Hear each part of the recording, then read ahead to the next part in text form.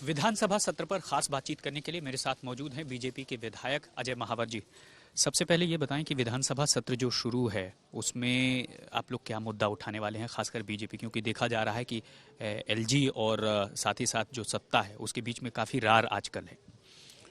देखिए, सरकार जो है पूरी तरह से संवैधानिक प्रक्रिया का प्रयोग नहीं कर रही है और विपक्ष का ही नहीं अपने विधायकों का भी गला घोटने का काम कर रही है। पिछले 24 सत्र जो एक्सटेंडेड पार्ट थे, सत्र तो ये इन्होंने 3 ही बुलाए हैं। फुल फ्लैज जो विंटर सेशन बुलाना चाहिए था नहीं बुलाया। तो जो एक्सटेंडेड पार्ट में 24 सत्र बुलाए हैं, उस 24 सत्र में से 17 सत्रों में प्रश्न आवर भी नहीं हुआ। क्यों भाई? क्या विधायक अपने क्षेत्र के सवाल कब पूछे, कहाँ पूछे?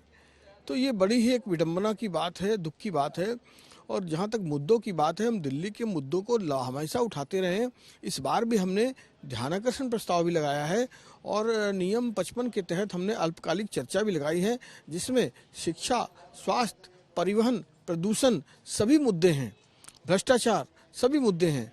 लेकिन अब सवाल है कि हमारी चर्चाओं को ये एक्सेप्ट नहीं करते।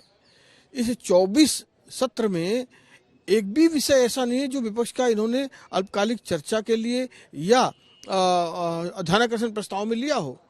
तो इस प्रकार से इन्होंने बिल्कुल अनीति की सरकार चला रखी है और हमारी ये मांग है कि सरकार हमारे उठाए गए इस बार के अल्पकालिक चर्चा में और हमारे जो ध्यानाकर्षण प्रस्ताव है इसको जरूर हमारे प्रश्नकाल तो है ही नहीं, ये कैसे करेंगे? भी नहीं है।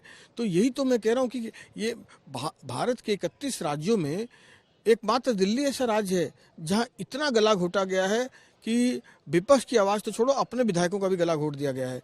तो हम उस पर आवाज़ उठाना चाहते हैं, प्रश्नकाल पर भी आवाज़ उठाना चाहते हैं। विशेष रूप से अभी प्रदूषण की जो हालत है उस पर निश्चित रूप से दिल्ली के लिए बहुत खराब नंबर दिए गए पूरे दुनिया में और प्रदूषित राजधानी बताई गई सबसे ज़्यादा।